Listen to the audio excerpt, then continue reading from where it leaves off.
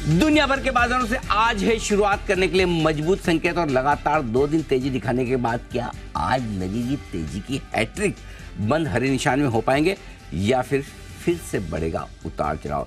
Trading range के ऊपरी सिरे पर पहुंचने की तैयारी में है बाजार और आज निफ्टी की वीकली एक्सपायरी के दिन एक्शन रहेगा जबरदस्त। तो आइए, स्वागत है आप सबका शेयर बाजार लाइव में। नमस्कार, मैं हूं अनिल सिंघवी। नमस्कार, मैं हूं दीपांशु भंडारी। 22,000 पर है गिफ्ट निफ्टी।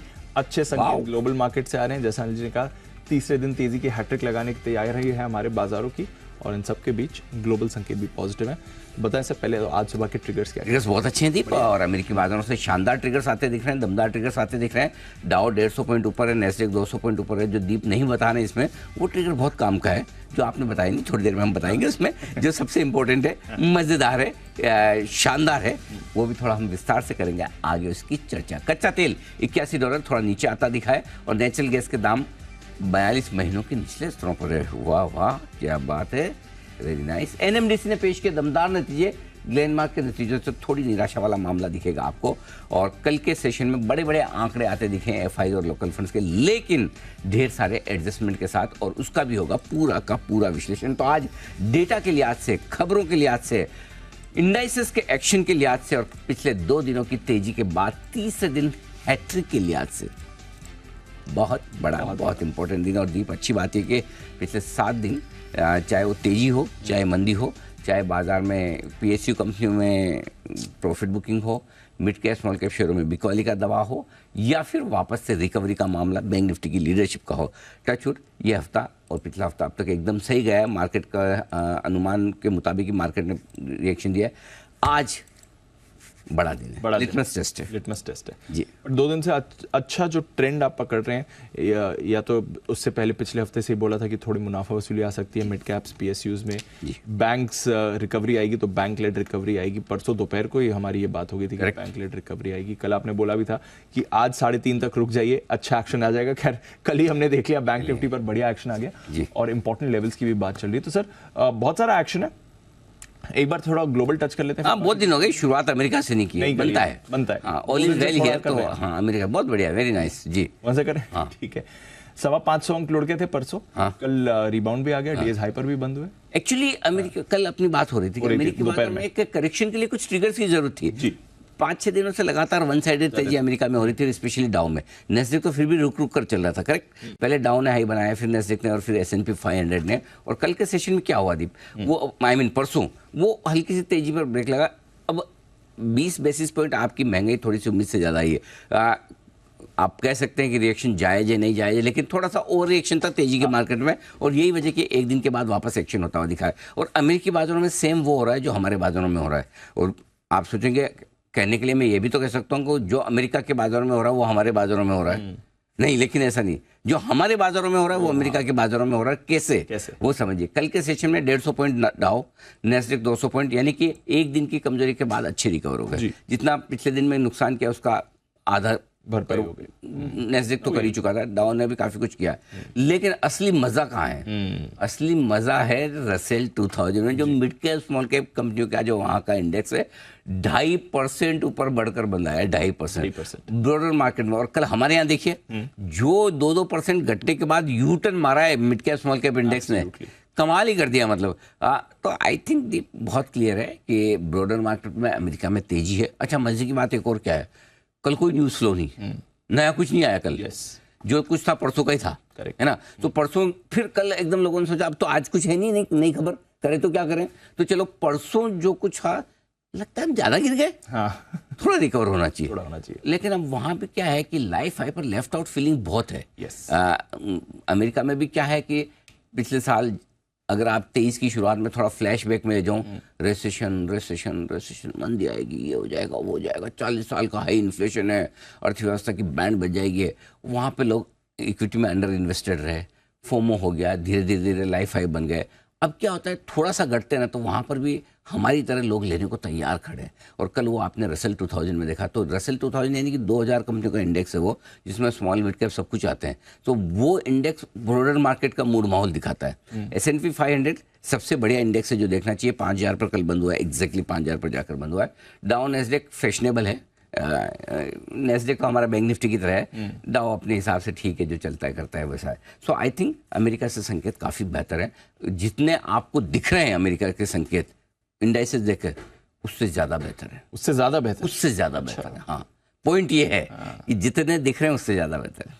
तो वहां से तो कोई परेशानी नहीं है? नहीं, बिल्कुल भी नहीं है। एक हल्का होना था, इससे ज़्यादा क्या उम्मीद कर रहे हो? ये इतना, मैं तो सोचा 50-60 पॉइंट भी ऊपर बंद हो जाए, ग्रीन में भी दिख जाते तो काम चल जाता। This is very good, this is very good. ठीक है, हमारा ट्रेंड समझाइए सर, क्योंकि कल ऊपर जाने के लिए सुबह तो एटलीस्ट कोई भी संकेत नहीं थे। अगर उससे पहले का भी ट्रेंड देखें, एक दिन बड़ी मूव ऊपर की, एक दिन बड़ी मूव नीचे की, तो उस हिसाब से भी कल हमें फिसलना चाहिए था। बैंक निफ्टी की एक्सपायरी भी थी। कल का ये जो ट्रेंड है, स्पेशली सेकंड हाफ की जो जबरदस्त तेजी आई है, निफ्टी भी वापस एक्शन में आए, जरा ये समझाइए। आप जो ये कह रहे हैं कि कल का ट्रेंड समझाइए, मेरा सवाल आपसे उल्टा, पहले ट्रेंड तो बनाइए। ट्रेंड आज बनेगा दीप, क्योंकि हो क्या रहा है पिछले 4 सेशन से, कल का छोड़ दीजिए, बैंक निफ्टी एक दिन 800 करता है, दूसरे दिन 600 बढ़ता है, तीसरे दिन 800 करता है, चौथे दिन 600 बढ़ता है। तो मतलब हाल ऐसा है। सेम हाल निफ्टी का है, बढ़ता कम है, घटता ज़्यादा है। कल पहली बार ऐसा हुआ, निफ्टी बैंक निफ्टी दोनों लगातार दूसरे दिन हरे निशान में बंद हुए, और स्मॉल कैप लगातार तीसरे दिन हरे निशान में बंद हुआ। स्मॉल दूसरे दिन स्मॉल कैप दूसरे दिन। सो हुआ ये कि कल पहली बार ढंग ढांग की ताकत दिखी, नंबर 1। नंबर 2, कल आप जो पूछे कि हुआ क्या, क्यों इतने सारे खराब संकेतों के बीच में, आपको याद होगा परसों बढ़ने की वजह मैंने आपको बताई थी, एक ही थी कि बैंक निफ्टी ओवरसोल्ड है, डबल बॉटम बनाने की कोशिश में है, करेक्ट। तो बैंक निफ्टी का तो बढ़ना तय था, और वीकली एक्सपायरी के पहले बैंक निफ्टी आपको कमाल करे। कल बढ़ने की वजह ये थी कि दीप देखिए, पिछले 3 दिनों में एफआई ने बेचा नहीं है, बिल्कुल नहीं, हल्का फुल्का खरीदा ही है, लोकल फंड ने। तो पैनिक किसका था? पैनिक ट्रेडर्स का था, जो एक दूसरे के इधर उधर से डिस्कशन करके जो शेयर खरीदते बेचते ना, और क्या लग रहा है, हो इर्डा 140 था, 100 हो गया, अब क्या करूँ, हाँ 100 में बेच देते हैं यार, 100 तो आ रहा है। ये इस तरह की फीलिंग वाले जो लोग होते हैं ना, इनका प्रेशर था। और थोड़ा बहुत अपने आप को स्मार्ट मानने वाले, जो कि पिछले 30-40 साल से मार्केट में हैं, जो स्मार्ट हैं भी, उनको लगता है कि जरूरत से ज़्यादा बढ़ गए स्टॉक, इसलिए घटने चाहिए, उन्होंने बेचा। अब उन्होंने तो बेचा होगा पिछले हफ्ते, जब मिड कैप्स का करेक्शन शुरू हुआ, पीएसयूज का करेक्शन शुरू हुआ। अब प्रॉब्लम ये कि रिटेल लास्ट में शायद कल परसों में बेचने के मूड में है, तो हमने कल भी और परसों भी ये बचाया कि आप पौने दामों पे अब मत बेचिए। इनफैक्ट अब यहाँ से रिकवरी के संकेत है। रिकवरी बैंक निफ्टी लेट आएगी, पहले बैंक निफ्टी बढ़ेगा, फिर सरकारी कंपनियां बढ़ेगी, उसमें भी आप देख लीजिए बैंक्स पहले बढ़ेंगे, फिर आपके रेलवे, डिफेंस, पावर स्टॉक्स, और एग्जैक्टली मार्केट वैसे ही प्ले करते हुए दिखा। सो आई थिंक मुझे सरप्राइज नहीं है। अगर मुझे सरप्राइज है तो एक ही चीज़ से, पिछले हफ्ते और इस हफ्ते बढ़ने और घटने की रोज की जो मात्रा है और जो रोज की रेंज है, वो मेरे लिए सरप्राइजिंग है। लेवल सरप्राइजिंग नहीं है, लेवल तो परफेक्ट चल रहा है निफ्टी और बैंक निफ्टी का। नीचे का लेवल भी आप देखो, ट्रेडिंग रेंज का लोअर और अपर एंड दोनों मार्केट रोज दिखा रहा है। कल भी ऐसा ही हुआ, 45,000 के नीचे आपने 44,850 के आसपास लो बनाया, और 46,175 का हाई की बात थी, 46,170 पर बैंक निफ्टी पहुंचा। सिमिलरली निफ्टी में 21,850 का आया था, 21,870 पर बनाया, 21,525 का लो बनाया। सो लेवल के हिसाब से मुझे सरप्राइज नहीं है, मुझे सरप्राइज रेंज के हिसाब से और वॉलेटिलिटी से है। और दीप, अपनी बात ये भी हुई थी कि ज़्यादा से ज़्यादा आज तक या नहीं तो फ्राइडे तक ये वॉलेटिलिटी भी आपकी कम हो जाएगी, खत्म हो जाएगी। तो मेरे ख्याल से आज से वॉलेटिलिटी कम होना शुरू हो जाएगी, आज से नहीं तो ज़्यादा से ज़्यादा कल से। आज की वीकली एक्सपायरी निफ्टी की निकल गई, उसके बाद थोड़े शांति के ट्रेड होंगे, छोटी रेंज हो जाएगी, आपका ब्लड प्रेशर कम ज़्यादा बढ़ेगा। पैसे कम ज़्यादा बनेंगे ये तो गारंटी नहीं दे सकता, लेकिन ब्लड प्रेशर की गारंटी दे सकता हूँ कि कम ज़्यादा होगा। ठीक है, हाँ। और इसलिए कल मैंने जानबूझ के कहा कि अगर इस मार्केट में कोई ट्रेडर जो दोनों तरफ ट्रेडिंग सीखना चाहता है, तेजी और मंदी की, अगर वो इस मार्केट में पैसा नहीं बना सकता तो वो ट्रेडर बनने लायक नहीं है। वो ट्रेडर बने, क्योंकि ये एकदम आइडियल परफेक्ट मार्केट है। R1, R2, R3 रुकावट के तीनों लेवल आपको मिलेंगे, S1, S2, S3 सपोर्ट के तीनों लेवल, इतनी बड़ी वाइड रेंज, 1300 पॉइंट की रेंज थी कल बैंक निफ्टी की, और 350 पॉइंट की रेंज निफ्टी की। अब इसमें पैसा नहीं बनाएंगे तो किसमें बनाएंगे? और अगर इसमें स्टॉप लॉस ही ट्रिगर हो रहा है तो फिर कुछ बुनियादी प्रॉब्लम है, correct. So I think traders के लिए भी बहुत आइडियल मार्केट है। इन्वेस्टर्स जिनके 25-25, 30% स्टॉक PSU नीचे आ गए, जहाँ बढ़िया फर्स्ट क्लास है, उनके लिए भी आइडियल मार्केट है। कल सारे PSUs में रिबाउंड आ गया, बिल्कुल आ गया, बढ़िया।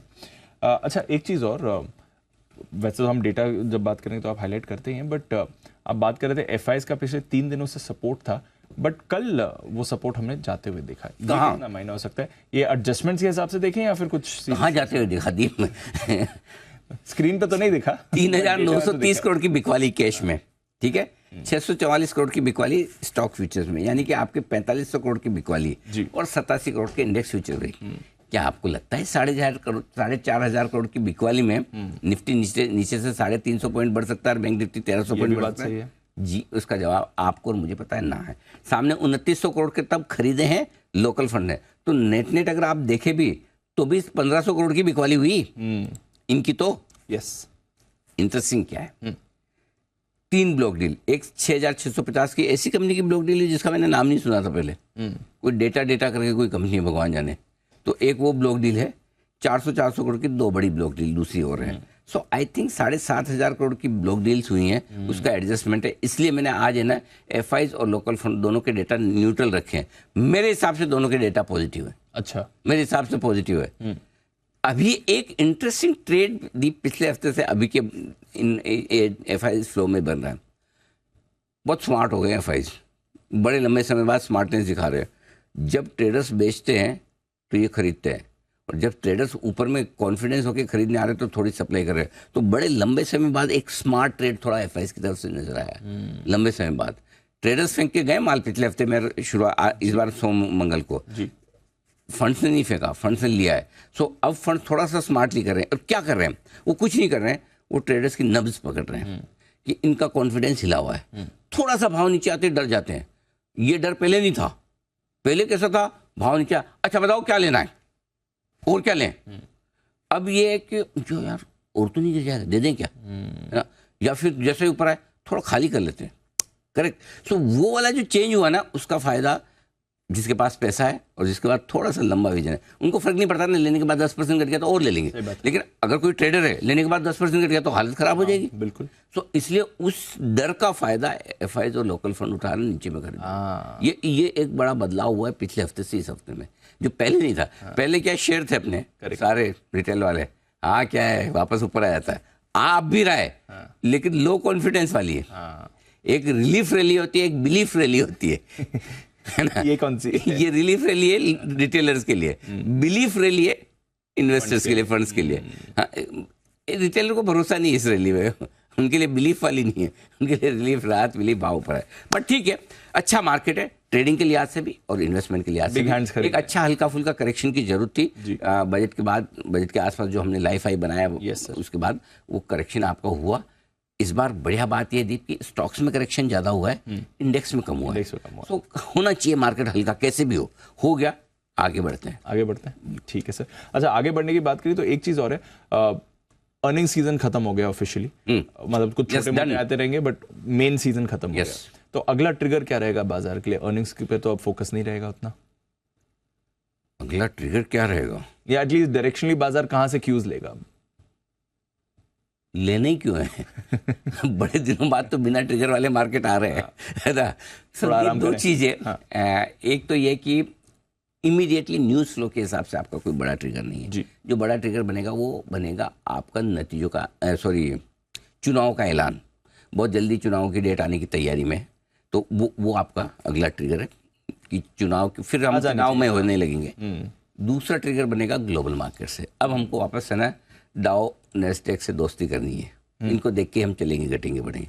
और तीसरा ट्रिगर तो बाकी हमारा इंटरनल लोकल फंड एफआईज के डेटा के लिहाज से जो है वही है। बट अदरवाइज इसीलिए मैं आपको ये बोल भी रहा हूँ कि आज वीकली एक्सपायरी खत्म होने के बाद, और चूंकि अब आपके पास ट्रिगर्स भी कम हो जाएंगे, तो वो आपके लिए थोड़ा मामला ऐसा हो जाएगा कि अब शांति वाला मार्केट है, रेंज छोटी हो जाएगी। और सबसे बड़ी बात, इस रिजल्ट सीजन का सबसे बड़ा टेक अवे क्या है? इस रिजल्ट सीजन का सबसे बड़ा टेक अवे, हर रोज इस रिजल्ट से कई बार होता है ना, मतलब वो पुराने ज़माने में कहा जाता था कि मतलब और वो कौन सा एक बरमुडा ट्रायंगल है, जहाँ पे अगर उधर कोई फ्लाइट जाएगी तो उसमें गिर जाएगी। इस रिजल्ट सीजन में भी हर रोज एक स्टॉक की बलि लगी है। किसी दिन भारत फोर्ज की, किसी दिन आपके हिंडाल्को की, किसी दिन कोई और 10-10, 15-15 रोज घटने वाला कोई कोई एक बलि लगती है ये। सो मेरे लिए सबसे बड़ा ट्रिगर ये है कि अब ये बलि लगना बंद हो जाएंगी। सही बात है। एक आध रिजल्ट कोई डिसअपॉइंटमेंट आता है, उसकी ऐसी धुलाई पिटाई 10 से 15% की रोज आप देख लीजिए। पिछले 2 हफ्तों से कोई स्टॉक ऐसा पिटता हुआ दिखा। तो मुझे सबसे बड़ी रिलीफ क्या है कि कम से कम आज के बाद ये चीज़ बंद हो जाएगी। कोई एक स्टॉक को पकड़ के उसकी धुलाई पिटाई जो हो रही थी रिजल्ट सीजन के आखिरी 2 हफ्तों में, वो उससे मुक्ति मिलेगी।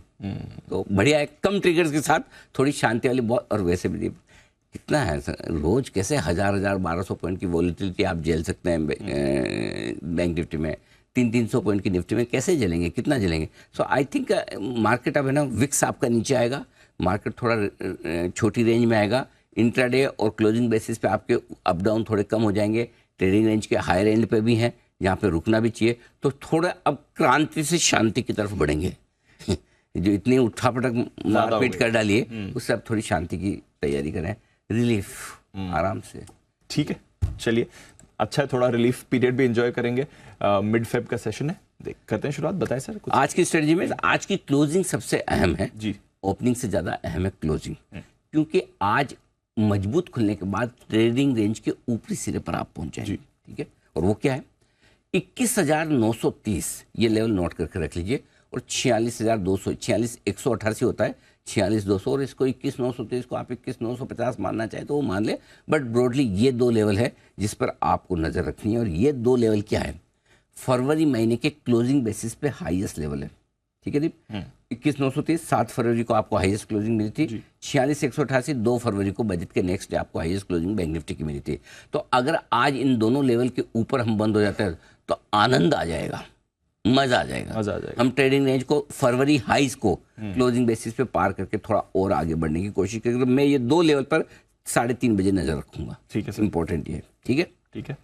अगर इन लेवल के ऊपर ना बंद हो, फॉर एग्जाम्पल, है ना, खुल के मजबूत, तो थोड़ी तेजी की पोजीशन में प्रॉफिट बुक कर लेने में समझदारी। क्यों? क्योंकि कल निफ्टी की, बैंक निफ्टी की शॉर्ट कवरिंग हो गई वीकली एक्सपायरी के साथ, आज निफ्टी की होनी होगी तो वो भी हो जाएगी। सो फिर आपके लिए फ्रेश ट्रिगर्स या तो अमेरिका से चाहिए या फॉलो बाइंग से चाहिए। और आजकल जैसा मैंने कहा एफआई स्मार्ट हो रहे हैं, जब ऊपर आप लेने आते हो तो दे देते हैं, और हायर लेवल पे। तो अगर इन 2 लेवल के नीचे आप बंद हो रहे हो तो तेजी की पोजीशन थोड़ी प्रॉफिट कम करनी है, क्योंकि बैंक निफ्टी को अब शॉर्ट कवरिंग का सहारा नहीं है, और बैंक निफ्टी के लिए आज मेक और ब्रेक दिन है। अब आजकल वैसे हर रोज ऐसे ही हो रहा है बैंक निफ्टी के लिए, लेकिन आज इसलिए भी है कि आज डेटा से नहीं चलेगा बैंक निफ्टी, आज फ्लो से चलेगा। बाय फ्लो है, सेल फ्लो है, लोगों को इस बार में खरीदना है या बेचना है, अगर वो है तो चलेगा। एक चीज क्लियर है बैंक निफ्टी में, आपको भी आगे याद दिलाएगा, मैं एचडीएफसी बैंक वर्सेस एसबीआई भी आपको थोड़ा बताऊंगा, तो हम आगे उसकी कई बात करेंगे। लेकिन फिलहाल आज बैंक निफ्टी के लिए मेक और ब्रेक दिन है। Mid cap, small cap share, banks और सरकारी शेयरों में आज हमने स्ट्रेटेजी बदल दी है। 2 दिन से हम लगातार लोअर लेवल्स पे खरीदारी करने की राय दे रहे हैं। आज हमने बाय ऑन डिप्स करिए, गिरावट आए तो खरीदारी कीजिए। अब इनमें करेक्शन जो पूरा होना था ऑलमोस्ट हो चुका, कंप्लीट हो चुका। जब भी गिरावट, कूद के नहीं लेना, गिरावट आए तो अब लीजिएगा। पैनिक नहीं है, मैंने बोला पैनिक खत्म हो गया इन शेयरों में, जो पैनिक सेलिंग होनी थी वो हो गई, कैपिटुलेशन हो गया, अब गिरावट में खरीदारी का मौका है। Got it. Buy on dips back on action आ गया है। संकेत भी आज के ठीक है, ग्लोबल पॉजिटिव, एफआईएस डीआईएस के मैंने न्यूट्रल रखे, वैसे हैं मेरे हिसाब से पॉजिटिव, लेकिन मैंने सेफर साइड पे न्यूट्रल रखे हैं। एफएनओ के संकेत है neutral, sentiment trend positive, negative आज कुछ भी नहीं, 3 न्यूट्रल 3 पॉजिटिव। 21,725 21,775 निफ्टी पर तुरंत सपोर्ट का काम करेगा, आसानी से इसके नीचे हम जाएंगे नहीं, स्पेशली गैप से खुलने के बाद। अगर हुआ तो नीचे में 21,575 675 strong, very strong bye zone है, जो आज आपको नहीं मिलना चाहिए। ऊपर की तरफ 21,925 22,000 ये रेंज एक बार टेस्ट करने की कोशिश करेंगे, देखते हैं इसके पार निकल कर टिक पाते हैं या नहीं। अगर टिके तो फिर इसके बाद 22,025 22,125 वो रेंज है जहां पर आपको प्रॉफिट बुकिंग भी करनी है। हिम्मत है तो शॉर्ट भी करिए। एक बार ट्रिपल टॉप 22,125 के आसपास बनता है, उसको आसानी से हम पार नहीं करेंगे। कर दिया तो हम सारी शॉर्ट पोजीशन काट के फिर से करेंगे, अरे आओ उनके खेलो, तेजी 22,125। ठीक है। बैंक निफ्टी 45,525 45,725 पहला सपोर्ट जोन है, ये आसानी से टूटना नहीं चाहिए, लेकिन इसके ठीक नीचे सपोर्ट जोन बहुत दूर है दीप, 44,875 45,025। कोई ढंग की सपोर्ट है नहीं, बीच में मैदान खाली है। मतलब 45,000 से 45,500 के बीच में कोई ढंग की जगह है नहीं जहां रुके, जहां इसकी मर्जी होगी कहां रुकेगा मुझे नहीं पता। और इसीलिए आप देखिए कभी कभी क्या होता है, बड़े मुंह क्यों आ रहे हैं वो भी समझना जरूरी है, क्योंकि ये 500 पॉइंट की रेंज में कहीं कोई सपोर्ट और रेजिस्टेंस है ही नहीं। इसलिए जब निकलता है 45,000 के ऊपर तो 45,500 के पहले रुकता नहीं, 45,500 से घटता है तो 45,000 के पहले रुकता नहीं। आप ये देख रहे होंगे पिछले 4-5 दिनों से ये 500 पॉइंट खुला मैदान है ना, कोई है ही नहीं ऐसा हिसाब किताब। इसलिए भी बड़े मूव बैंक निफ्टी में आ रहे हैं और आज भी यही है कि 500 पॉइंट का ये है। ऊपर की तरफ 46,175, 46,300 हल्की फुल्की रुकावट की जगह 46,475, 46,575 पर अगर बैंक निफ्टी आता है तो थैंक यू, प्रॉफिट बुकिंग करके एक बार हम आराम से बैठेंगे, वापस मिलेगा तो लेंगे। दीप देखिए 3 दिनों से 2 दिनों से हम 45,750 के आसपास बोल रहे हैं, प्रॉफिट बुकर ही वहीं टॉप बना रहा है। कल हमने 46,175 बोला, वहीं टॉप बना रहा है। आज मैं कह रहा हूँ 46,475, 575 पे पहुंचेगा, वहां टॉप बनाएगा, वहां पक्का बेचिए। अच्छा, और वहां पहुंचने के बाद 200, 300, 400 पॉइंट आपको आधे घंटे में मिल जाते हैं। आप ये देख भी रहे होंगे। सो अच्छे लेवल पे बैंक निफ्टी बहुत परफेक्ट ट्रेड दे रहा है आपको। हर लेवल पे जहां रुकना वहां रुक भी रहा है, जहां पहुंचना पहुंच भी रहा है, जहां सपोर्ट लेना ले भी रहा है। सो इससे बढ़िया मार्केट और इससे बढ़िया बैंक निफ्टी की चाल मिलेगी ही नहीं। मैं 2 हफ्ते इंतजार किया हूं इस चाल के लिए। 2 हफ्ते तक मैं नहीं समझ आ रहा, नहीं देंगे, कुछ नहीं करेंगे, लेकिन 3 दिन में जो बैंक निफ्टी ने कमाल करके दिखाया, तो ये अब टाइम आया है बैंक निफ्टी का, जब ये परफेक्ट ट्रेड कर रहा है कि कहाँ रुकना है, कहाँ से घूमना है। ये जरूर मिस मत कीजिएगा। तो इस रेंज में आए तो प्रॉफिट बुकिंग करके एक बार बिकवाली कीजिएगा। Okay, got it. चलिए, ये तो बड़े लेवल्स हो गए। एफआईएस की लॉन्ग पोजीशन कोई परेशानी नहीं है, पुट कॉल रेशियो सर थोड़ा बिल्कुल comfortable, all well, all is well, all is well. Okay, stop loss 21,700 intraday का छोटा स्टॉप लॉस है और क्लोजिंग 21,600 है। अब क्लोजिंग 21,600 कैसा है वो थोड़ा सा बताना चाहता हूँ जी। पूरे फरवरी महीने की लोएस्ट क्लोजिंग मिली है आपको 12 तारीख को 21,616 की, तो हमने उसके नीचे का स्टॉप लॉस रखा है 21,600। बैंक निफ्टी 45,500 आर्बिट्ररी छोटा स्टॉप लॉस रखा है। वैसे देखा जाए तो क्लोजिंग बेसिस पे स्टॉप लॉस 45,500 आता है, इंट्राडे 44,800 आता है। मुझे इतना दूर रखना नहीं है, इसलिए यहाँ 45,500 और इसके साथ आप छेड़छाड़ बिल्कुल भी नहीं करेंगे। शॉर्ट साइड पर अगर आप पोजीशन है, वैसे तो कल आपको काट लेनी चाहिए जिस तरह की क्लोजिंग मिली। अब आखिरी आपके लिए 22,000 है इंट्राडे और क्लोजिंग बेसिस पे। इंट्राडे किसी को छोटा रखना है तो 21,875 का भी रख सकता है। कल का हाई पार करने पर आप शॉर्ट काट लें, आपकी मर्जी। क्लोजिंग बेसिस पे क्लियर कटे 21,930 फरवरी महीने के हाई के ऊपर क्लोजिंग मिलेगी, जो क्लोजिंग बेसिस हाई है तो हम शॉर्ट काट लेंगे। बैंक निफ्टी के लिए इंट्राडे और क्लोजिंग एक ही स्टॉप लॉस है 46,200 और इसमें भी कोई छेड़छाड़ नहीं होगी। फिर भी किसी को करनी है तो 46,300 के आसपास 100 पॉइंट तक की छेड़छाड़ अलाउ है, इससे ज़्यादा नहीं। ज़्यादा शॉर्ट आउट में दूर के स्टॉप लॉस रखना समझदारी की बात नहीं। ठीक है सर, गॉट इट। नई पोजीशन 21,700 के स्टॉप लॉस के साथ आपको निफ्टी में करनी है खरीदारी। 21,875, 21,925 दो छोटे लेवल है। 21,950, 22,002 मीडियम लेवल है। 22,050, 22,100 तक के फाइनल लेवल के लिए करनी है खरीदारी। जो लोग बेचना चाहते हैं 21,925, 22,025 ये है 2 लेवल जहां बिकवाली करने की राय। 22,125 का स्टॉप लॉस होगा। 21,875, 21,850 दो छोटे लेवल हैं। 21,825, 21,802 मीडियम लेवल है। 21,750, 21,725 फाइनल लेवल है, जिसके लिए बिकवाली भी आप जरूर करें। दोनों ट्रेड लें, हाँ लीजिए, पक्का लीजिए, कोई दिक्कत नहीं, लीजिए। बस खाली आपको डिसाइड ये करना है कि ट्रिगर किस जगह करना है, कहाँ बेचना है, बट बेचना जरूर है, बेचना जरूर 100%। कोई टेंशन नहीं, दोनों ट्रेड लीजिए। ये मार्केट आपको कह रहा है कि चीख चीख के चिल्ला चिल्ला कह रहा है कि दोनों ट्रेड लीजिए, ऊपर का भी लीजिए, नीचे का भी लीजिए, आपको मिलेगा मौका। अब आइए बैंक निफ्टी। अब मैं यहाँ रेंज दे रहा हूँ, अगर आया तो ठीक 45,525, 45,725 बहुत बढ़िया रेंज है, इसमें 2 से 3 टुकड़ों में खरीद सकते हैं। 45,450 का आपका स्टॉप लॉस होगा दीप। 45,900, 45,975 दो छोटे टारगेट है। 46,050, 46,175 दो मीडियम टारगेट है। 46,300, 475, 575 तक के फाइनल टारगेट के लिए खरीदारी जरूर करें। जो लोग बेचना चाहते हैं, एक्चुअली मन तो बड़ा होता है 46,175 पे बेचने का, लेकिन मन होने से क्या होता है, अगर बैंक निफ्टी ने फाड़ दिया तो सही बात है, वहां देखो खाली सोच समझ के। जो बेचने के लिए अच्छी जगह है वो बताता हूं। 46,475, 575 यहां पर जरूर बेचिए, यहां पक्का बेचिए। 46,650 का स्ट्रिक्ट स्टॉप लॉस होगा आपका। टारगेट जो बनेंगे 46,200, 46,000 दो छोटे टारगेट। 45,925, 45,825 दो मीडियम टारगेट। 45,725, 45,650 और 45,525 तक के फाइनल टारगेट के लिए निफ्टी बैंक निफ्टी में दोनों में राय मेरी है, दोनों तरफ की रेंज में जो मिले उसमें ट्रेड जरूर लीजिएगा। ओके, उस रेंज में आपको कहाँ एंट्री मारनी है वही आपको डिसाइड करना है। ट्रेड दोनों लेना है, कॉन्ट्रा ट्रेड लेना है, ये बात पक्की है। ठीक है, गॉट इट।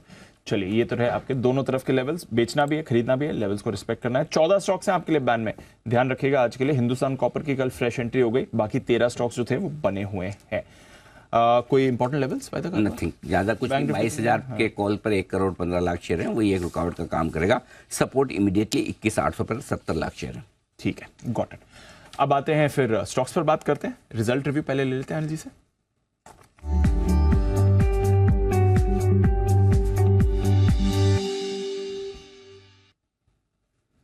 एनएमडीसी नंबर्स अच्छे हैं दीप, और रिजल्ट्स हर एक पैरामीटर पर उम्मीद से बेहतर नंबर्स दिए हैं। अगर कल स्टॉक नहीं भागा होता 4% तो पक्का मैं आज एक स्ट्रॉन्ग बाय कॉल दे देता, लेकिन कल भागने के बाद आज देखते हैं 11:30 बजे कौन कॉल भी है। बट और स्टॉक पिछले 3 महीनों में करीबन 35% भागा हुई है। 225 के आसपास स्ट्रॉन्ग सपोर्ट है, और ऊपरी स्तर पर 243 248 तक जाने की कोशिश एनएमडीसी की हो सकती है। तो वैसे बायस पॉजिटिव साइड पे, नंबर्स अच्छे हैं, तो मेरे ख्याल से बढ़ना तो चाहिए, बढ़ना चाहिए। ठीक है, आज एक ही रखा है रिव्यू, आज एक ही है। ठीक है, चलिए स्टॉक ऑफ द डे पर आते हैं। यस, लेते हैं एलजी से stock of the day.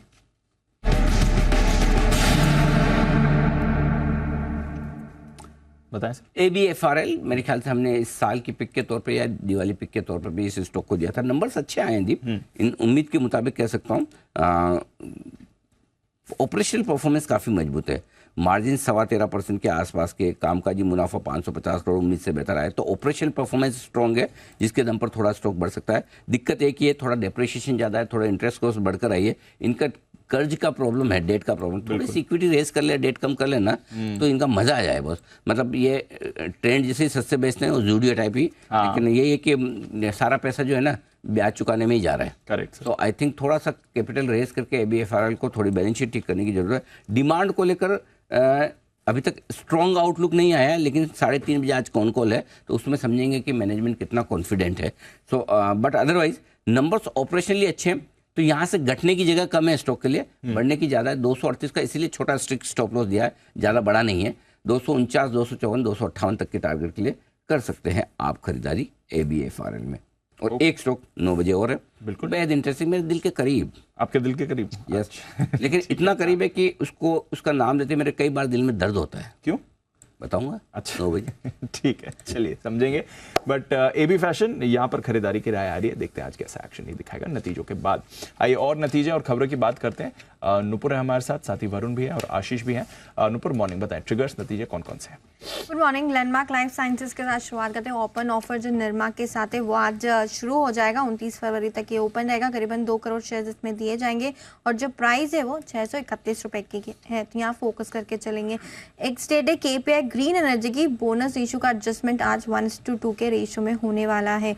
India versus England का 3rd टेस्ट आज से शुरू हो जाएगा, राजकोट में ये होगा। प्राइस बैंड में बदलाव है, पेटीएम के 10% से अब और घटा के 5% कर दिया गया है। IPO अपडेट में विभोर स्टील जहां पे टोटल सब्सक्रिप्शन दूसरे दिन के अंत तक करीबन 101 गुना बढ़ते हुए दिखा है। NII में 250, रिटेल में 90, और एम्प्लॉय की बात करें तो यहाँ पे 80 गुना सब्सक्राइब होते हुए दिखा है। आज ये IPO क्लोज होने वाला है। Muthoot finance inline set of numbers Q3 के रहे। NII में 12% की बढ़त है, प्रॉफिट भी देखे तो 14% की ग्रोथ आते हुए दिखी है। नेट इंटरेस्ट मार्जिन 11% का अनुमान था, करीबन 11% के आसपास आते हुए नजर आए। क्रॉम्पटन कंज्यूमर फिर से कंपनी की तरफ से कमजोर परफॉर्मेंस है। कंपनी के आय में हालांकि 12% की बढ़त YOY बेसिस पे आपको नजर आएगी, लेकिन अनुमान से कम यहाँ पे रेवेन्यू आते हुए दिखा है। कामकाजी लेवल पे मुनाफा देखें तो 1% की गिरावट है। मार्जिन 10% के अनुमान के अगेंस्ट सिर्फ 9% के आते हुए दिखे, और मुनाफा भी देखें तो 106 करोड़ का अनुमान था, उसके अगेंस्ट 85 करोड़ के आसपास आते हुए दिखा है। बटरफ्लाई गांधीमती के जो प्रोडक्ट्स है उसमें कमजोरी लगातार छठे क्वार्टर आती हुई दिखी है। ग्लैंडमार्क फार्मा काफ़ी सारे एडजस्टमेंट है, उसके बावजूद भी आपको कमज़ोर नतीजे दिखेंगे। कंपनी के आय में 19% की गिरावट है। वन टाइम बड़ा एडजस्टमेंट किया है कंपनी ने, करीबन 770 करोड़ के आसपास इंडिया कारोबार से ये जुड़ा है, और आगे चल के कंपनी का कहना है कि ये सिर्फ वन टाइम है और थोड़ा मार्जिन इंप्रूव हो सकता है आने वाले क्वार्टर्स में, जिसकी वजह से इस बार नेट लॉस आया 470 करोड़ के आसपास का। सन टीवी मिला जुला क्वार्टर रहा है कंपनी की तरफ से। कंपनी के आय में 4% की बढ़त है, लेकिन मार्जिन देखें तो 200 बेसिस पॉइंट की गिरावट आपको वहाँ पे नजर आएगी। कैश में एलेम्बिक यहाँ पे नतीजे स्ट्रॉन्ग नजर आ रहे हैं, लेकिन मार्जिन में थोड़ी दिक्कत दिखेगी। कंपनी के आय में 28% की ग्रोथ है, लेकिन मार्जिन 34% से घट के 30% के आसपास आते हुए दिखे। और लास्ट में ग्लैंड फार्मा, जहाँ पे मिला जुला क्वार्टर रहा है कंपनी की तरफ से। 65% की रेवेन्यू ग्रोथ तो आई है, लेकिन मार्जिन 31% से घट के 23% रह गए, और जिसकी वजह से मुनाफे में 17% की गिरावट आपको दिखेगी। ओके, ये है आपके लिए कुछ नतीजे। मॉर्निंग वरुण, बताएं आपके पास कौन से नतीजे और खबरें? मॉर्निंग दीप, तो गुजरात स्टेट पेट्रोनेट यहाँ पे नतीजे आए हैं जो कि कमज़ोर है। आय में 4.5% की बढ़ोतरी है। मार्जिन गिर के आए हैं 77.5% से गिर के 68.5। मुनाफा आधा हो चुका है, 50% की गिरावट 262 करोड़ पे। नेशनल फर्टिलाइजर, इनफैक्ट कल फैक्ट के भी नतीजे आए थे जो कमजोर थे, एनएफएल के भी नतीजे कमजोर है। आय में 25% की गिरावट, मार्जिन आधे हो चुके हैं, 9.4% से गिर के 4.1%। मुनाफे में 73% के आसपास की गिरावट है, 554 करोड़ से घट के 151 करोड़ पे आया है। यात्रा ऑनलाइन, हाल ही की लिस्टेड कंपनी, घाटे से मुनाफे में आई है। मुनाफा महज 1 करोड़ का किया है, लेकिन मुनाफा है पिछली बार 5.6 करोड़ का घाटा था। अदर इनकम का सहारा मिला है जो कि 3.5 करोड़ से बढ़ के 8.8 करोड़ पे आया है, लेकिन साथ ही साथ रेवेन्यूज 11% बढ़े हैं, मार्जिन में 2.6% से बढ़ के 3.3% पे आए हैं। इंडियाबुल्स हाउसिंग फाइनेंस, कमजोर नतीजे, एनआईआई करीब 46-47% डाउन, मुनाफे में 1.1% की गिरावट है और ग्रॉस एनपीएस 3.72% से बढ़ के 3.82% पे। नारायण हृदयालय अच्छे नंबर्स है, आय 6.5% बढ़ी है, मार्जिन में करीब आधे 0.5% की बढ़ोतरी है, मुनाफा 22% बढ़ के आया है। स्पिक यानी कि सदर्न पेट्रो, कमजोर नतीजे, रेवेन्यूज 27-28% गिरे हैं, मार्जिन 14% से गिर के 11%, मुनाफे में करीब 63% के आसपास की गिरावट है। अब कुछ खबरों में वेदांता, यहाँ पे नजर रखिएगा क्योंकि हिस्सा बिक्री के लिए GQG के साथ इनकी बातचीत चल रही है। इस तरह की रिपोर्ट्स आई है, ब्लॉक डील के जरिए हिस्सा बिक्री जल्द हो सकती है। प्रमोटर्स करीब 8,300 करोड़ में हिस्सा बिक्री कर सकते हैं। पेटीएम रोज खबरों में रहता है, आज भी खबरों में है। कल खबर आई थी कि फेमा उल्लंघन के चलते ईडी ने इस कंपनी पे केस दर्ज किया है, उसके ऊपर इस कंपनी ने सफाई दी है। हालांकि आजकल ये रोज सफाई देती है। कंपनी ने कहा है कि समय समय पर ईडी जो है ईडी से दूसरी अथॉरिटीज जो है इस कंपनी को नोटिस भेजती रहती है, रिक्विजिशंस मिलते रहते हैं और कंपनी जांच में पूरा सहयोग कर रही है। सभी सूचना जो है वो इन्होंने अथॉरिटी को दे दी है और पेटीएम पेमेंट्स बैंक जो है फॉरेन रेमिटेंस नहीं करता, ये कह रहे हैं। आपको याद होगा कुछ दिनों पहले भी इन्होंने सफाई दी थी, तब कहा था कोई जांच ही नहीं हुई है। श्रीराम फाइनेंस पे नजर रखिएगा क्योंकि खबर इसके लिए भी है कि इसकी सब्सिडरी श्रीराम हाउसिंग फाइनेंस में बेन कैपिटल, एडवेंट इंटरनेशनल और CVC कैपिटल हिस्सेदारी खरीद सकते हैं। श्रीराम हाउसिंग फाइनेंस में श्रीराम फाइनेंस की 84.82% के आसपास की हिस्सेदारी है। 6,500 करोड़ रुपए के वैल्यूएशन में ये डील हो सकती है, ऐसा माना जा रहा है। ओके, ये है आपके लिए कुछ बढ़िया स्टॉक्स में एक्शन दिखेगा और ऑफ कोर्स नतीजे भी ढेरों हैं जहां पर रिएक्शन आने वाला है। काफी ब्रोकरेज रिपोर्ट्स भी आई हैं। आशीष हैं तैयार, चलते हैं उनके पास। FIR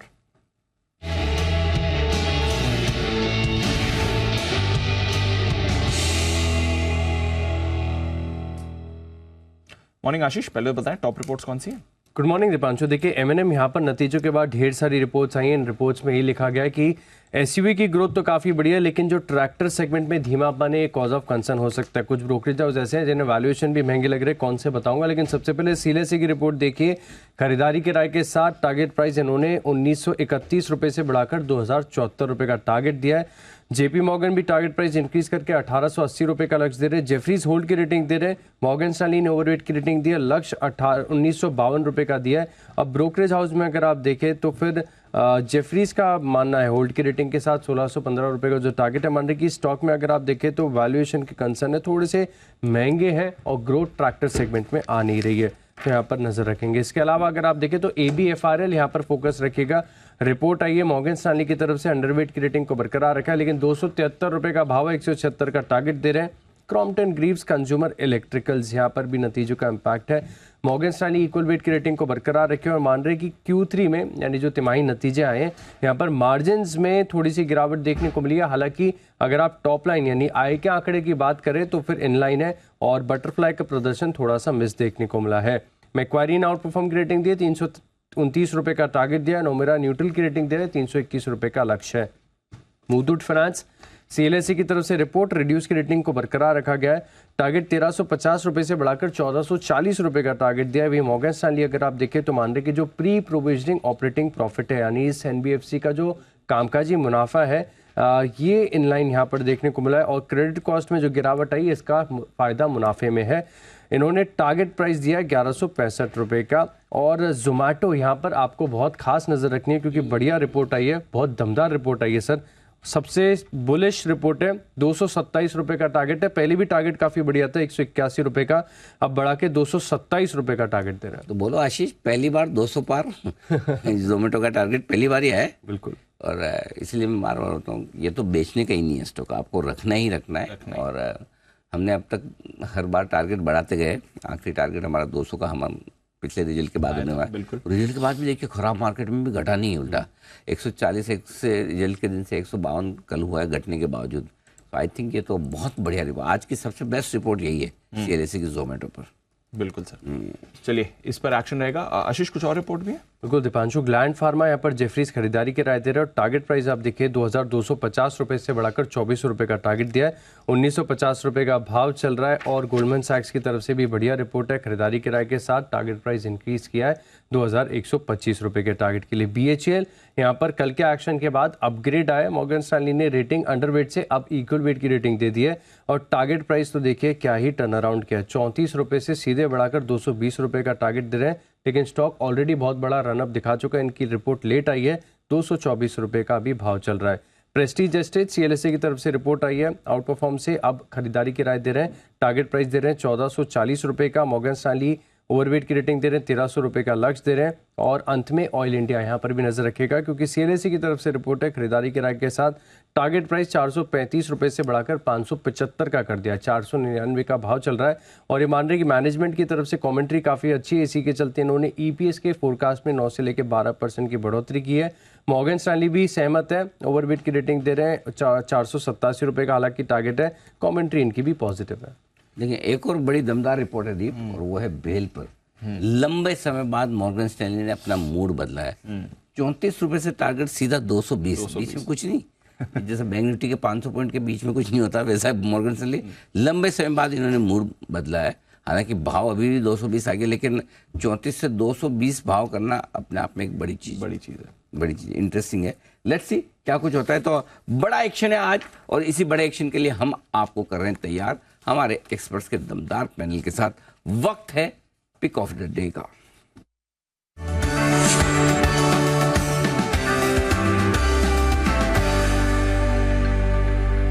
सुप्रभात सेठी साहब, सुस्वागतम। बताएं सर, क्या है इरादा? Good morning Anil ji. Good morning Deepanshu. Anil ji, कल तो बाजार ने एक बहुत ही शार्प यू टर्न दिया और यूएस में भी जिस तरह से नैस्डैक में तेजी हुई है एनवीडिया के रिजल्ट्स के बाद, मुझे लगता है आज आईटी स्टॉक्स बहुत अच्छा है। और बाकी कल एक हिस्ट्री भी क्रिएट हुई है। रिलायंस इंडस्ट्रीज पहला ऐसा स्टॉक है या पहली ऐसी कंपनी है भारत में जिसने 20 लाख करोड़ के पार मार्केट कैप जिसकी हो गई, पहली कंपनी और इकलौती कंपनी है, तो वो भी एक हिस्टोरिक मोमेंट था फॉर रिलायंस इंडस्ट्रीज। बाकी मेरा आज का जो पिक ऑफ द डे है वो रहेगा एक banking stock. Bank of Baroda में खरीदारी करने की सलाह है, जो कल 267 के आसपास बंद हुआ है। 275 के आज के टारगेट है, 264 का स्टॉप लॉस रखना है। कि बैंक ऑफ बड़ौदा यहाँ पर खरीदारी करने की राय है सेठी साहब की तरफ से आती है। सेठी साहब, आज आपकी मतलब फ्रेम कुछ गजब ही बनी है, मतलब इतनी शाइनिंग। वैसे आप इतने शाइन करते हैं, आज तो डबल शाइन है। देखिए सेठी साहब को दिखाइए जरा एक बार, पहले पे पीछे कांच, उस कांच में चलता हुआ जी बिजनेस और आपका रिफ्लेक्शन। ओहो, कहीं लगता है ना आप ना ऑफिस में ना घर में, ऐसा लग रहा है मुझे। बिल्कुल अनिल जी, सही पकड़ा आपने। मैं होटल रूम में हूँ और यहाँ थोड़ा आपको पता है होटल में एक तो येलो लाइट्स होती है और लाइट्स थोड़ी कम होती है। हाँ। और मैंने सोचा सनलाइट लूं, खिड़की खोलूं तो ज्यादा रिफ्लेक्शन हो रहा था, फिर आपको मैं ही नहीं दिखता, भेजे सूरज को दिखते तो दिखता नहीं ना सूरज। तो वो मैंने बंद किया अभी। तो लेकिन ऐसे करके येलो लाइट्स के बीच में हूँ तो उस लिहाज से थोड़ा होगा। लेकिन इसमें आप है ना, ये दो लोग जो आपको दिख रहे हैं फ्रेम में, कुणाल जी, राकेश जी, मैं और दीप, चार, हम चारों में सबसे ज्यादा स्मार्ट आज आप ही दिख रहे हैं। ये जो भी होटल आपकी ठीक है, यही पे मतलब यही रखिएगा, आपका सेटअप बिल्कुल परफेक्ट है। मतलब आप जितने हैं उससे बहुत ज्यादा दिख रहे हैं, मैं बता रहा हूँ आपको। समझ लिया है, जो चीज ना समझ में आए उसे कॉम्प्लीमेंट्री समझा जाए। तो चलिए, स्वागत है सेठी साहब का खरीदारी करने की राय सेठी साहब की तरफ से बैंक ऑफ बड़ौदा में आती हुई। आइए बंसल जी, सुप्रभात, स्वागत आपका भी। बताएं सर, आपकी पसंद का शेयर। सुप्रभात अनिल जी, सुप्रभात दीपांशु। अनिल जी बिल्कुल ठीक बोला अनिल जी, जब आपने 2 बार बोला सेठी साहब के बारे में तो मैंने सेठी साहब को भी गौर से देखा। आप समझ लें जैसे माइक्रोस्कोप में स्लाइड लगा के देखते थे ना, उस तरीके से देखा है। सबसे ज्यादा चमकते हुए शाइनिंग यंग एंटरप्राइजिंग आज सेठी साहब लग रहे हैं, और साथ में कुणाल जी की जैकेट भी अनिल जी एकदम जानदार लग रही है अनिल जी। और pick of the day Anil ji बताऊं उससे पहले है कल का एक्सपीरियंस अनिल जी।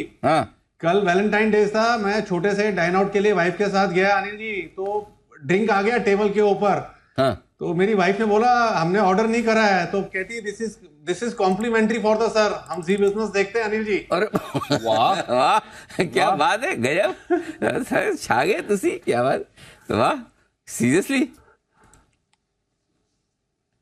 सीरियसली अनिल जी, उसके बाद जब मैं उठने लगा, बिल पे करने लगा, तो मेरा स्कूल का फ्रेंड मिला अनिल जी, वो भी अपनी वाइफ के साथ आया हुआ था, कह रहा है सुबह वाली जैकेट पहनी हुई है अनिल जी, 2 बार आपने हाईलाइट करा था। तो मेरी वाइफ ने पूछा इसको कैसे मालूम, तो मैंने उसको एक ही चीज बोली जो अनिल जी जी बिजनेस में सीखी मैंने, कि great minds think alike, all great minds are watching Zee business. अरे वाह, थैंक यू जी, बहुत बढ़िया। बंसल जी, चलो बंसल जी का सारी चीजें बंसल जी के साथ। Bansal ji he lives a very eventful life, मतलब he lives every moment. Bansal ji के बारे में ये कहना पड़ेगा। बहुत बढ़िया बंसल जी, नाइस। तो फिर तो नोटा ही होगा आज तो आपका। नहीं अनिल जी, काम करके गया था अनिल जी, लेट नाइट गया था मैं, 9 o'clock Anil ji, pick of the day है मेरा, कैनफिन होम, जो अभी तक किसी के रडार पर अभी तक आया नहीं है। 804 की क्लोजिंग है, बेहतरीन टेक्निकल पैटर्न है, 780 780 का लगाना है स्टॉप लॉस, 850 के टारगेट के लिए कैनफिन होम पर खरीदारी की राय। ओके, कैनफिन होम्स करें खरीदारी, 804 के आसपास बंद हुआ है, 780 का स्टॉप लॉस, 850 के लक्ष्य के लिए। बैंक ऑफ बड़ौदा के बाद एक और इसी स्पेस की कंपनी आती देखी, बैंक्स और एनबीएफसी। कुणाल जी गुड मॉर्निंग, स्वागत आपका भी। बताएं सर, आपने कौन सा शेयर चुना है आज? Good morning Anil ji, good morning Deepanshu. Anil जी, मेरी भी खरीदारी की राय है। खरीदारी की राय देने से पहले अनिल जी, ये जो बंसल जी कल डिनर पर जा सके अनिल जी, उसका पूरा का पूरा श्रेय मुझे जाता है अनिल जी। कैसे? और उसकी वजह ये है कि अनिल जी पहले ही ये मुझसे सवाल किया गया कि ये जो बंसल जी ने ढेरों गुलाब खरीदे थे, ये किस किस को गए हैं, उसकी पूरी इन्वेंट्री लिस्ट अनिल जी मैंने जब सौंप दी, उसके बाद अनिल जी जा पाए डिनर पर, तो अनिल जी पूरा का पूरा श्रेय इनके डिनर का मुझे जाता है। चलिए, सच्चा दोस्त सही समय में काम आ गया। आप चाहते तो बहुत कुछ बिगाड़ सकते थे बंसल जी का, लेकिन आपने ऐसा सोचा नहीं। देखो ये अच्छी बात है कि दूसरों का नुकसान करने के पहले कुणाल जी ने सोचा कल को कहीं मेरा भी हो जाए ऐसा ही कुछ तो। ऐसा नहीं कि बंसल जी के प्रति कोई उनकी सहानुभूति है, खुद का जो डर था उस वजह से उन्होंने नहीं किया। Very nice, better safe than sorry. जी कुणाल जी, अब बताएं आप। तो अनिल जी देखिए, आज मैं बड़ा काम करने वाला हूं, और उसकी वजह यह है कि बाजार का सबसे बड़ा शेयर अनिल जी, जिसको कोई भी ट्रैक नहीं करता है, कभी उसकी चर्चा नहीं होती, उस पर आज खरीदारी की राय है मेरी। स्टॉक का नाम है, अगर अनिल जी आप गेस कर ले तो अनिल जी आपको इनाम नहीं मिलेगा, फिर भी गेस कर लीजिए। मैं देखो है ना, क्यों मेहनत करोगे, मेरा मूड नहीं है मेहनत करने का। अब मैं रिलायंस बोल भी दूंगा तो कौन सा आप इनाम देने वाले हैं? सही बात है। नहीं जी, your answer is completely wrong. Oh Anil ji, the biggest का नहीं, मतलब ये है कि बाजार का सबसे बड़ा मतलब दाम में सबसे बड़ा। अच्छा, एमआरएफ।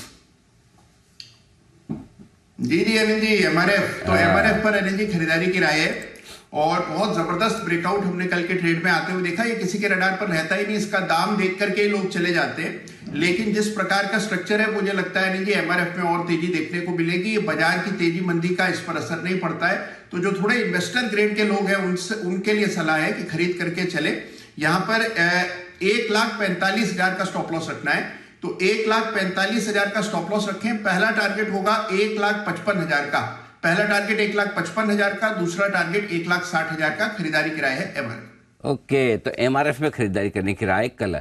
एक्चुअली मैं बताऊं दीप, बंसल जी तो बेचारे फालतू में ही बदनाम है। असली मजे तो वैलेंटाइन डे पे कुणाल जी ने किए, जो हिसाब से पिक निकाल के लाए, इन्होंने कोई काम किया नहीं है ऑनेस्टली। एमआरएफ देने में trading bet day pick of the day, Bansal ji क्या बोले वाले में, जब बोल देते मैं यहाँ गया था वहाँ गया, कुणाल जी सब करके आ जाते, बोलते कुछ नहीं है ना। खाली बंसल जी के साथ जहाँ घूमते वही पता चलता है, बाकी दूसरा कोई पता नहीं चलता है। आइए, सुमित जी का भी स्वागत है। सुमित जी गुड मॉर्निंग, बताइए sir pick of the day. Good morning Anil ji, good morning Anil ji. Pick of the day के तौर पे जो स्टॉक अभी मोमेंटम दिखा सकता है वो बैंकिंग सेक्टर का इंडसइंड बैंक है। इंडसइंड बैंक में वैसे तो पिछले कुछ दिनों में गिरावट देखने को मिला है, लेकिन कल और परसों में लोअर लेवल से रिकवरी आया है, और ये रिकवरी आज यहाँ से कंटिन्यू रहना चाहिए। तो 1470 1480 इन लेवल्स के आसपास इंडसइंड बैंक में खरीदारी करके चलने का सलाह रहेगा। स्टॉक का जो नीचे में चार्ट्स के ऊपर सपोर्ट बन रहा है 1450 1455 के पास बन रहा है, तो 1450 के इसके अंदर नीचे में स्टॉप लॉस बनेगा। ऊपर में जो टारगेट देखने को मिल सकता है, पहला टारगेट बनेगा 1510 रुपए का, दूसरा टारगेट बनेगा 1525 रुपए का। तो ट्रेडिंग मोमेंटम के लिहाज से पुल बैक बाउंस बैक की टारगेट है 1510 1525 के टारगेट्स के लिए खरीदारी कर सकते हैं IndusInd bank. Okay, IndusInd bank में करें खरीदारी, ये राय आपके लिए सुमित जी की तरफ से आती हुई, बहुत ही बढ़िया। आइए सेठी साहब की कुछ और पिक्स जान लें। सेठी साहब के खजाने में 3-4 स्टॉक तो कम से कम और होंगे ही वायदा कारोबार के। बताएं सर, कहाँ नजर है, क्या क्या खरीदना है, ये बताइए। बिल्कुल अनिल जी, बैंक ऑफ बड़ौदा के बाद दूसरा जो स्टॉक जिसमें खरीदारी करनी है वो है एनएमडीसी। बहुत ही दमदार, बहुत ही अच्छे नतीजे पेश किए, मार्जिन में खास करके बहुत अच्छा सुधार देखने को मिला। कल 235 के आसपास बंद हुआ है, 242 के आज के टारगेट्स, 232 का स्टॉप लॉस, तो खरीदारी करनी है एनएमडीसी में।